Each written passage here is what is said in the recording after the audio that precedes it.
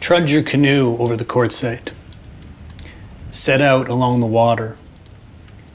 As the wind skitters the birch, bass skirting your bow as it drives through the blue, raise your face to the towering sky and hear the broadleaf forest sing of paid sick leave.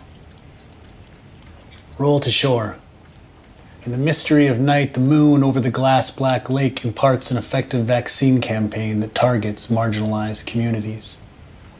The black-capped chickadee heralds the morning with a cry for safer working conditions. The knotted bodies of shagbark hickory whisper for a reduction in essential businesses. The black bear believes in HVAC for our schools. All answers under the sky are revealed here. Why else would the government ban camping? The osprey dissents, wolves riot, the beaver's Morse code thwacks out solutions to long-term care. Put your ear to the luxuriant crop of moss at the base of the pine and know the work of the poor is valued above their lives.